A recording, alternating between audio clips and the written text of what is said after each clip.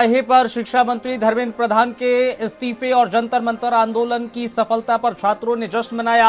अलग अलग छात्र संगठनों और सामाजिक संगठनों के लोग बड़ी संख्या में यहां पहुंचे। ढोल नगाड़ों, गुलाल और देशभक्ति के नारों के बीच छात्र खुशी मनाते हुए नजर आए।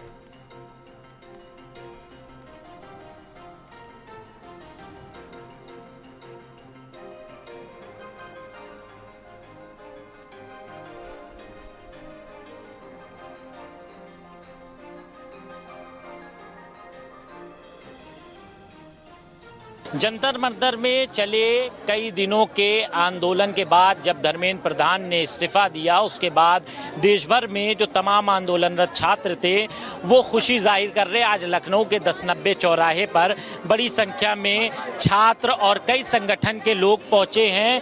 तस्वीरों में आप देख सकते हैं कि किस तरह से जश्न मनाया जा रहा है। लोगों ने हाथ में पोस्टर ले रखा है और कई स्लोगन लिखे हैं, जैसे लिखा है कि तमाम यहाँ पर लोग देशभक्ति गीत भी गा रहे हैं। जिस तरह से काफ़ी दिनों तक ये आंदोलन चला था और यही मांग थी कि जो धर्मेंद्र प्रधान है शिक्षा मंत्री, उनका इस्तीफा हो। उसके बाद अब इस्तीफा हो चुका है।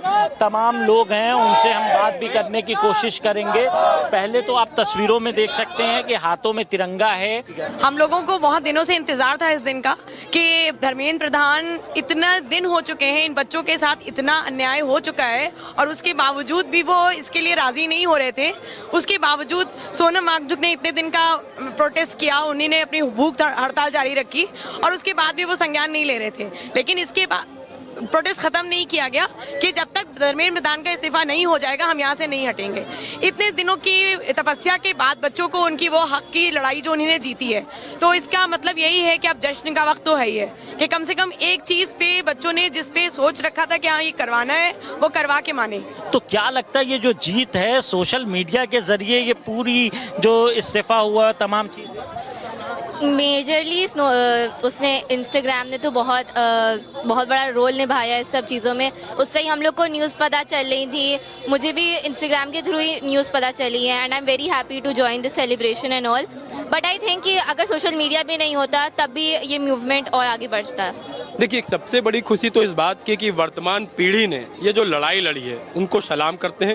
पूरे देश के नौजवान छात्र छात्राओं ने इस लड़ाई में, मुहिम में अपनी अगुवाई की है और ये लड़ाई इस बात की रही कि आने वाली पीढ़ियों को हम लोग क्या छोड़ के जाएंगे। इस लड़ाई से निश्चित तौर पे कहीं ना कहीं आक्रोश था, उस आक्रोश को सरकार ने समझा और इस्तीफा दिया। इस्तीफा उनको पहले ही देना चाहिए था क्योंकि धर्मेंद्र प्रधान स्वयं छात्र राजनीति से निकल के आए थे। अगर आपको जानकारी होगी कि 97 में वो खुद पेपर लीक के लिए उन्होंने आंदोलन प्रदर्शन उड़ीसा में किया था।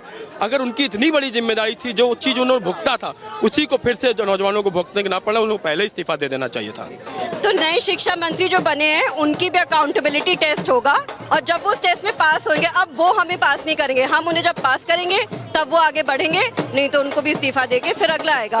कैमरा पर्सन चंदेश्वर सिंह के साथ कफीलुर रहमान, भारत समाचार, लखनऊ।